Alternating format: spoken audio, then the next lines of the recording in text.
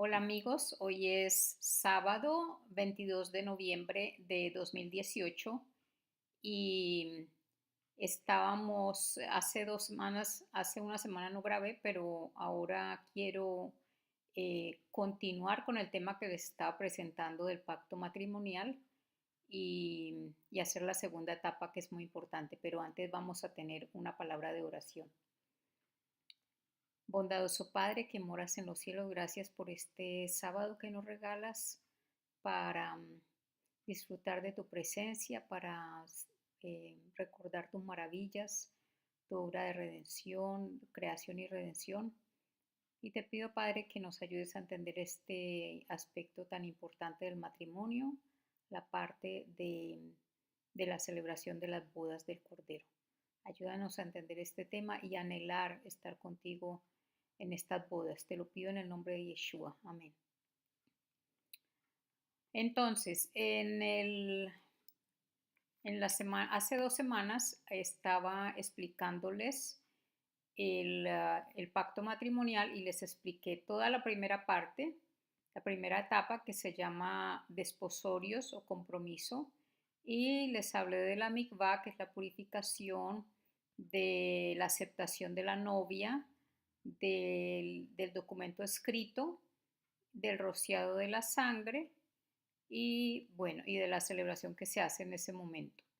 Hoy quiero hablarles de la segunda etapa se llama Nisuin en hebreo y es el matrimonio ya en el sentido de vivir ya los dos novios como esposos.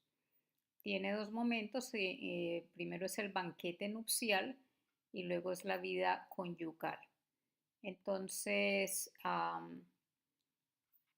vamos a ver entonces eh, qué dicen las escrituras sobre este asunto. Primero, vamos a reconocer el tipo de lenguaje que utiliza Dios, y esto aparece en Isaías en el capítulo 54, donde dice desde el versículo 4, no temas, pues no serás avergonzada, ni te sientas humillada, pues no serás agraviada. Este mensaje es para Israel. Dice, sino que te olvidarás de la vergüenza de tu juventud y del oprobio de tu viudez, no te acordarás más. 5. Porque tu esposo es tu hacedor, el Señor de los ejércitos es su nombre, y tu redentor es el Santo de Israel, y se llama Dios de toda la tierra. Porque como a mujer abandonada y afligida de espíritu te ha llamado el Señor, y como a esposa de la juventud que es repudiada, dice tu Dios. Por un breve momento te abandoné, pero con gran compasión te recogeré. En un acceso de ira escondí mi rostro de ti por un momento, pero con misericordia eterna tendré compasión de ti, dice el Señor tu Redentor. Este texto es muy importante porque muchas personas dicen que Israel ya fue repudiada, que ya no hay necesidad de pensar en Israel como nación, que, que ese rechazo que ellos hicieron a Yeshua hizo que fueran ya olvidados como nación, pero aquí nos damos cuenta de que no es así, de que a pesar de que él dejó a Israel, y aquí lo dice muy claramente, como a mujer abandonada, eh, también dice que fue repudiada, pero luego dice que fue por un breve momento. Es decir, que aquí muestra su misericordia, su compasión y vuelve otra vez a llamar al final de los tiempos, va a volver otra vez a llamar a su esposa Israel. Es muy importante que entendamos eso, porque si no caeríamos en una teología que se está expandiendo mucho hoy en día y es la teoría del reemplazo, donde dice que nosotros los cristianos, los que creemos en Jesús, estamos prácticamente reemplazando a Israel y somos la Israel espiritual. Nosotros no estamos reemplazando a Israel, nosotros somos injertados en el árbol del olivo que es Israel. Y las ramas que Él ha desechado, también las redime otra vez, si ellos aceptan, si quieren, y nosotros nos unimos a ellos. Bueno, luego tenemos aquí un texto que está en Apocalipsis que nos muestra, que nos habla sobre ya este banquete nupcial. Voy a leerlo. Dice así: y oí como la voz de una gran multitud, como el estruendo de muchas aguas, y como el sonido de fuertes truenos que decía: Aleluya, porque el Señor nuestro Dios Todopoderoso reina. Regocijémonos y alegrémonos y démosle a Él la gloria, porque las bodas del Cordero han llegado y su esposa se ha preparado. Y a ella le fue concedido vestirse de lino fino, resplandeciente y limpio, porque las acciones justas de los santos son el lino fino. Y el ángel me dijo: escribe, bienaventurados los que están invitados a la cena de las bodas del Cordero. Y me dijo: estas son palabras verdaderas de Dios. Una vez más, aquí tenemos a un grupo que es llamado los santos. Está en el verso 8. Las acciones justas de los santos son el lino fino. Es decir, que las personas que se visten de este lino fino son personas que han tenido acciones buenas, pero no solamente buenas, sino obedientes a Dios. Y por eso es que se les da ese vestido fino. Y entonces estas personas son las que van a las bodas del Cordero o al banquete de las bodas del Cordero. Bueno, aquí en Efesios 5 nos habla de la santidad de la novia. Leámoslo. Dice así: maridos, amad a vuestras mujeres, así como el Mesías amó a la iglesia y se dio a sí mismo por ella, para santificarla, habiéndola purificado por el lavamiento del agua con la palabra, a fin de presentársela a sí mismo, una iglesia en toda su gloria, sin que tenga mancha, ni arruga, ni cosa semejante, sino que fuera santa e inmaculada. Aquí Shaul está haciendo una comparación entre los esposos, los seres humanos, y la relación que tiene el Mesías con su iglesia. Escribí aquí la palabra iglesia, pero no quiero que piensen en términos modernos. La palabra iglesia en hebreo es congregación, kehilá, y recordemos que cuando él les está hablando, todavía la gente no está leyendo lo que se conoce hoy en día como Nuevo Testamento. Están hablando del Antiguo Testamento, y cuando hablan de iglesia se refiere a toda la congregación de Israel que está, digamos que siguiendo y siendo obediente a Israel, y que están en las sinagogas, porque la verdad es que iglesias como las conocemos hoy en día no había en ese entonces. Entonces estas son las iglesias o las sinagogas de los judíos que creen en el Mesías, llamados judíos mesiánicos, que estaban dispersas por varios lugares en toda la zona, digamos, de Turquía, y todas estas iglesias que estaban allí, eh, además de las que estaban en Israel y en Jerusalén en particular. Entonces él dice eh, que él se dio a sí mismo por ella, por esa congregación. Y dice para santificarla. Ahora miren que hay una purificación inicial que es por el lavamiento del agua con la palabra. Y esto se refiere a que hay una inmersión en agua, y también hay una palabra que se debe estudiar para poder llegar a la santificación. No es solamente la purificación, no es solamente la inmersión en el agua, sino que también hay un estudio constante de la palabra, que es donde aparece toda la instrucción de Yeshua, y esa palabra es la que santifica a la iglesia o a la congregación poco a poco. Eso no es de la noche a la mañana, pero son dos momentos. Uno es el de la justificación y el otro es el de la santificación. Somos justificados cuando aceptamos esa sangre expiatoria que muere que es entregada por nosotros, y la aceptamos cuando nos sumergimos en el agua y morimos también con él. Pero luego viene un proceso más largo, que es el de santificarnos. La salvación se obtiene por la justificación, por creer en esa sangre. Y después de eso nosotros, por ser salvos, queremos todos los días ser más semejantes al Mesías.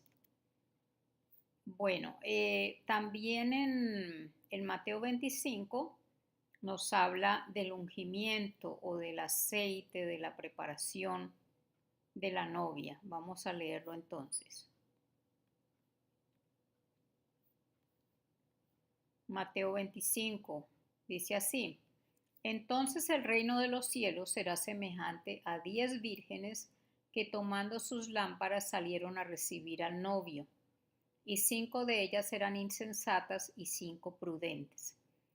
Porque las insensatas, al tomar sus lámparas, no tomaron aceite consigo, pero las prudentes tomaron aceite en frascos junto con sus lámparas.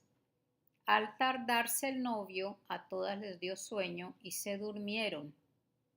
Pero a medianoche se oyó un clamor: aquí está el novio, salid a recibirlo. Entonces todas aquellas vírgenes se levantaron y arreglaron sus lámparas. Y las insensatas dijeron a las prudentes: dadnos de vuestro aceite, porque nuestras lámparas se apagan. Pero las prudentes respondieron diciendo: no, no sea que no haya suficiente para nosotras y para vosotras.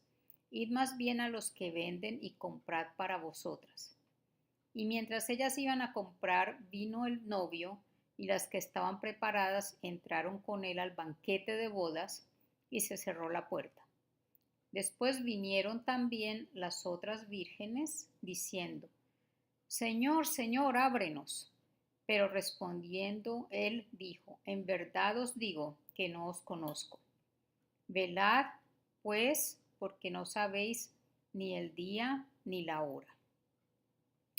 Ok, aquí tenemos varios aspectos que es importante resaltar. Primero, tenemos aquí una comparación del reino de los cielos con el sistema de matrimonio del antiguo Medio Oriente.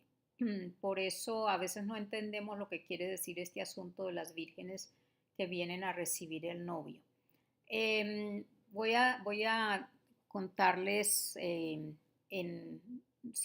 no tengo todos los detalles, pero voy a contarles lo que más recuerdo. Cuando todavía se acostumbra en el Medio Oriente, pero ya con menos detalles, pero normalmente la manera como se hace y se hacía en las épocas del Antiguo Testamento un matrimonio era que ya yo les conté que el padre organizaba la boda entre su hijo y la novia, y eso es lo que vimos en el sábado hace 15 días. Y a veces después de un año, a veces después de más tiempo, cuando ya el padre consideraba que el novio tenía lista la vivienda para la novia, él iba a recogerla. Entonces, normalmente el novio llegaba a la medianoche o llegaba por la noche normalmente. Y la mujer tenía lista su equipaje, y tenía lista también tenía una lámpara encendida para ver si el novio pues ya iba a llegar. Entonces, cuando él no llegaba solo, llegaba con los músicos, todo con un grupo de lo que llamaban el amigo del novio y los otros amigos del novio, pero había uno principal. Y él llegaba con ellos y entonces recogían a la novia y la llevaban al lugar donde se celebraban las bodas. Y normalmente allí mismo el novio entraba con la novia a una habitación y tenían su primera intimidad y luego debía ella mostrar, eh, mostrar la sangre para mostrar que ella había sido virgen. Y luego ya pues todos seguían en la fiesta que duraba 7 días. Entonces, eso para, para que entendamos qué es lo que está pasando aquí, que por qué en Mateo Yeshua hace esta comparación de este tipo de matrimonio. Entonces, aquí tenemos varios aspectos, ya que les expliqué, y es que el novio se va a casar con varias vírgenes, no solamente con una, sino con varias. Y de estas vírgenes tenían que estar preparadas con sus lámparas, lógicamente, y ellas sí tenían las lámparas. eh, y para poder entender qué es la lámpara, tenemos que recordar versículos como aquel que dice, lámpara es a tus pies mi palabra y lumbrera a tu camino, a mi camino. Entonces, la lámpara es la palabra, ¿sí? La palabra que estamos estudiando, digámoslo así, es, las escrituras son la lámpara, porque nos guían por un camino. Pero entonces, uno no puede leer las escrituras sin pedir ayuda a Dios, sin estar en oración, porque eh, no, no logra llenar su espíritu cuando lee las escrituras simplemente por leerlas, o tiene la Biblia a un lado, o la tiene de adorno, en fin, ese tipo de acercamiento a las escrituras no implica que hay realmente una obra del espíritu en el corazón de la persona. Entonces, hay muchas personas que leen las escrituras como por un ratito o que tienen ciertas costumbres y lo hacen a veces hasta para ahuyentar la mala suerte, en fin, o simplemente tienen abierta la Biblia en el Salmo, no sé si es en el 90 que la tienen abierta normalmente. Todo este tipo de cosas no ayudan a, a que la persona esté preparada realmente para recibir a Yeshua, porque no ha hecho la transformación que debe hacer en su carácter, ya que la palabra no la está ayudando a esa persona. Entonces, digamos que esa persona sigue como ha sido siempre, no hay transformación en esa persona. Entonces, todas digamos que tienen esta palabra, pero en el versículo 5 vemos que a todas les da sueño y se duermen. No solamente las insensatas, también las prudentes, todas se duermen. Esto es una cosa que se ve hoy en día mucho y es que muchas de las iglesias están adormecidas y eso tiene que ver, en mi opinión, con la comodidad que tenemos las personas en las iglesias. Tenemos todo como muy fácil, como que no tenemos que hacer mucho esfuerzo, no nos están persiguiendo. Entonces es una, un poquito como que nos dejamos arrullar por esa vida tan suave que tenemos en este momento, comparada con la que vivieron, por ejemplo, los primeros apóstoles que fueron perseguidos y muertos y bueno, que pasaron realmente penurias de todo tipo. Entonces, dice que cuando llega el novio, pues todas se levantan para arreglar sus lámparas, ¿cierto?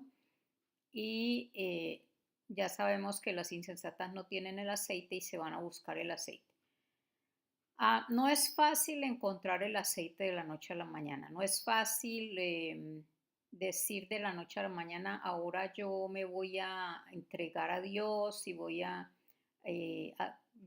voy a cambiar mi estilo de vida, eh, voy a, voy a comprometerme realmente. No es fácil hacer esto, se hace por miedo, pero realmente no se lleva en el corazón. Entonces este es el problema con la persona que espera hasta último momento. Eso es lo que quiere decir esto. Ellas pues tienen que ir a buscar del que vende, ¿cierto? Y realmente ya es muy tarde para ellas.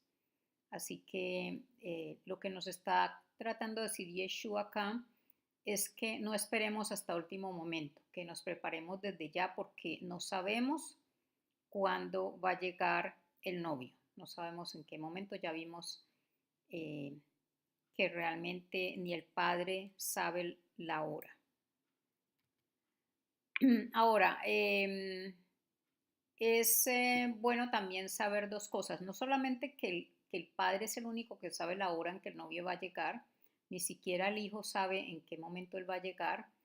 Siempre se nos dice que el hijo es omnisapiente, pero en este caso no, porque el hijo, siendo eh, la manifestación del padre, no sabe cuándo va a venir por la novia, porque solamente el padre decide esto y el hijo le deja esa decisión al padre.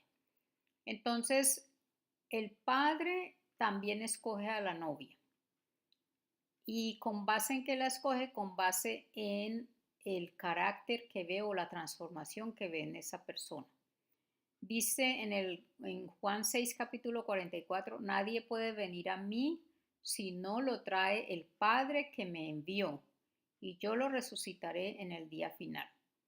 Entonces el Padre es el que es quien nos envía al Hijo, y Él nos envía cuando nos ve la disposición, cuando ve que tenemos ese deseo de agradar, tenemos ese deseo de conocer más allá, de saber de dónde venimos, de saber quién nos creó, de entender más estos asuntos.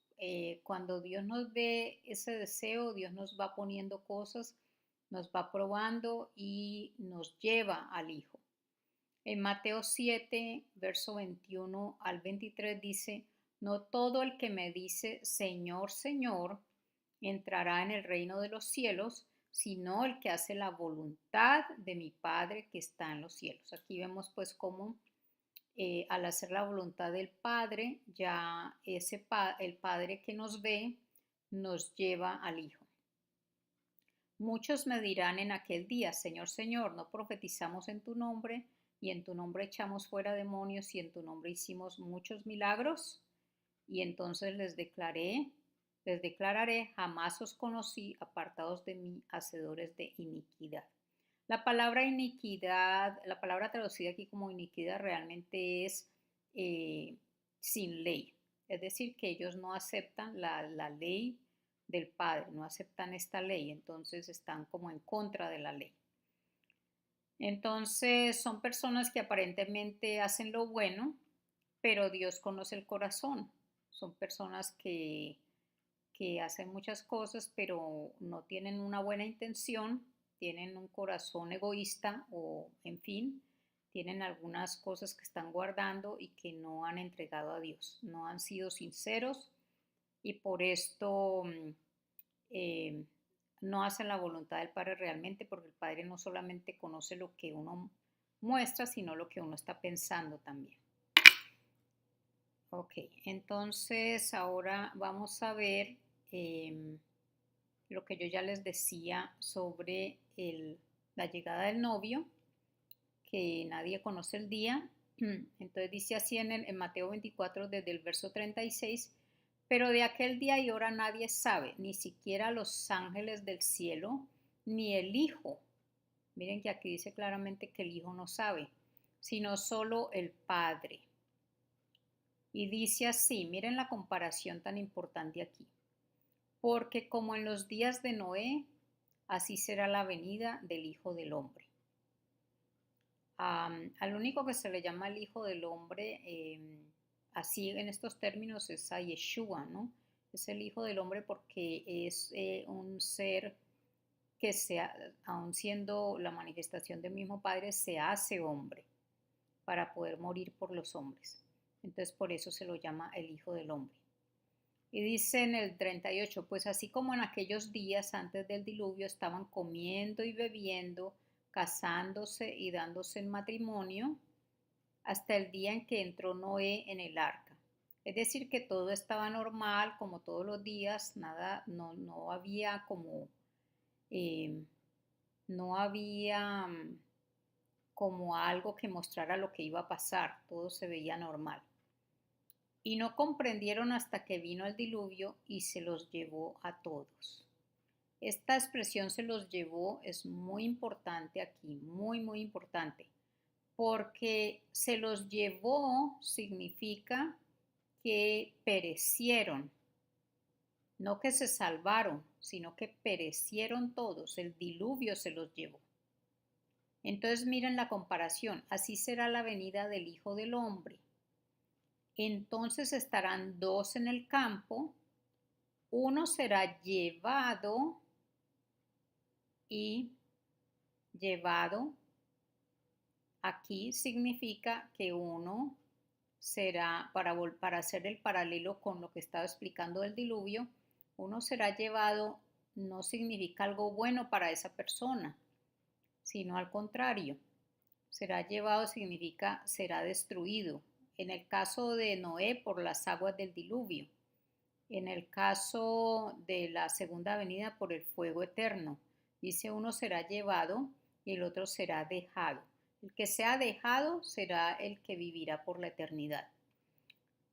En verso 41, dos mujeres estarán moliendo en el molino, una será llevada. La que es llevada es la que va para perdición y la otra será dejada.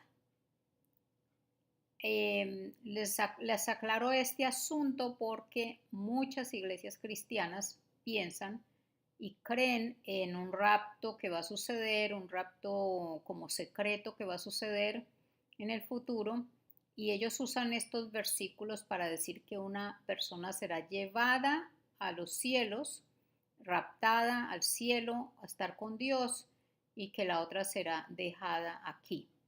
Esa creencia apareció no hace tanto tiempo, pero hoy en día es muy aceptada por muchas religiones cristianas. Entonces, realmente no hay suficiente, no hay ningún fundamento realmente en las escrituras para creer que haya un rapto secreto que sucede antes de la segunda venida, donde algunas personas van a ser llevadas antes y no van a pasar por por lo que se llama la angustia de Jacob o la tribulación.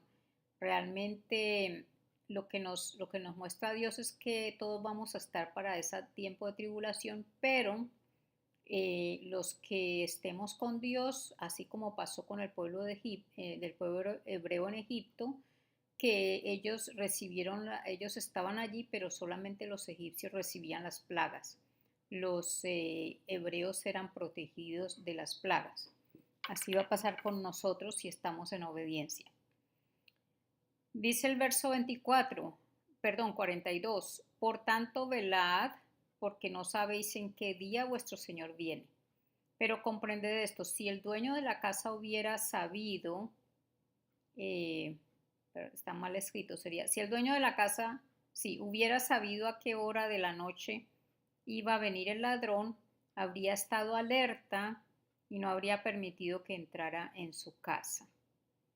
Esto se parece mucho a lo de las vírgenes, ¿ok? Porque hay que estar alerta, hay que estar esperando a que llegue el novio y de esa manera pues no va a pasarnos nada, no nos va a sorprender. Dice el verso 44, por eso también vosotros estad preparados, porque a la hora que no pensáis vendrá el Hijo del Hombre.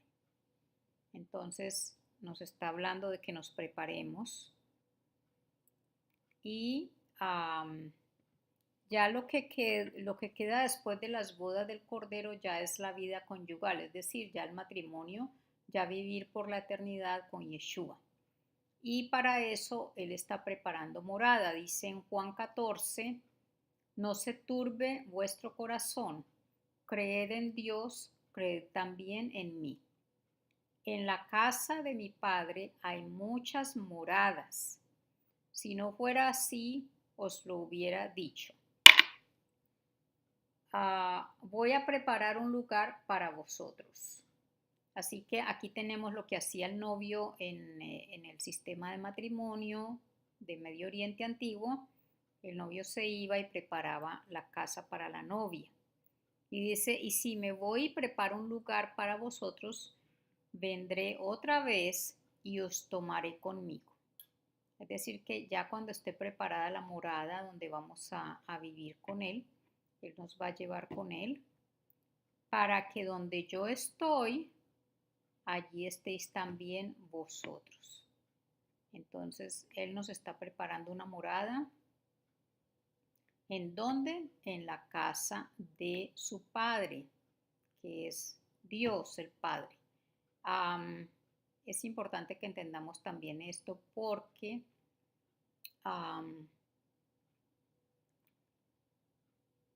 en la costumbre medio oriental, el hijo normalmente extiende la casa del padre para que la novia esté con él o edifica una casa en la misma tierra del padre, que es la que él va a heredar, pero enseguida, muy cerca de la casa de donde está el padre. Pero es la misma tierra que es la propiedad del padre y allí es donde edifica y así es como se va ampliando la familia. Entonces es importante entender este concepto de por qué es en la casa del padre. Entonces, allí es donde vamos a tener, allí es donde él está preparando esas moradas, en la casa del Padre, posiblemente en la Nueva Jerusalén. Y entonces, cuando ya, cuando ya todo esté listo, ya Él viene y vamos a vivir con Él por la eternidad, porque Él quiere que donde Él esté, nosotros también estemos. Esto es pues maravilloso, tener esta promesa tan importante hecha por el mismo Yeshua, que nos dice que Él está preparándonos morada. Y yo siempre me consuelo con este verso cuando pienso en los seres queridos que ya se fueron. Siempre digo que un día vamos a morar todos con Yeshua, todas las personas que ya nos dejaron, vamos a volverlas a ver y vamos a morar todos con Yeshua. Y solo tenemos que tener nuestras lámparas llenas de aceite, tener aceite todo el tiempo, provisión para las lámparas, para tener esta dicha pues de morar con Él. No es difícil, es una dicha, es algo que nos hace felices. Lástima que muchas personas no saben la felicidad tan grande que uno logra cuando empieza a estudiar las escrituras y a entender el amor tan grande de Dios, la felicidad, la paz, todo lo que significa esto para uno. Se acaba la depresión, se acaba la angustia, todo. Y no es que no haya problemas, sigue habiendo problemas, pero la manera como uno los asume es totalmente diferente porque la mirada de uno está puesta en esa morada, en esa promesa. Uno sabe que no es ciudadano de este mundo, que está pasando por aquí y está solamente eh, tratando de agradar al Padre Celestial y tratando de hacer lo mejor posible para que Él sea feliz, para darle un poquito de todo lo que Él nos ha dado, reconocer.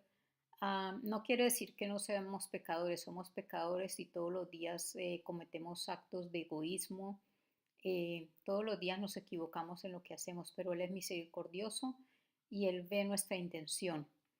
Y eso es lo que nos anima y yo los animo a que nos animemos unos a otros a estudiar esta palabra eh, que nos realmente es un deleite. Ojalá que algún día ustedes la estudien en serio para que vean lo increíble que es. Y bueno, con esto terminó el tema de el pacto matrimonial y posiblemente siga con la parte de lo que pasó en el Pentecostés, de la obra del Espíritu, del poder del Espíritu que cayó sobre las personas que estaban reunidas. Ese va a ser entonces el tema para el próximo sábado, si Dios lo permite. Que tengan una buena semana y, como siempre, bendiciones.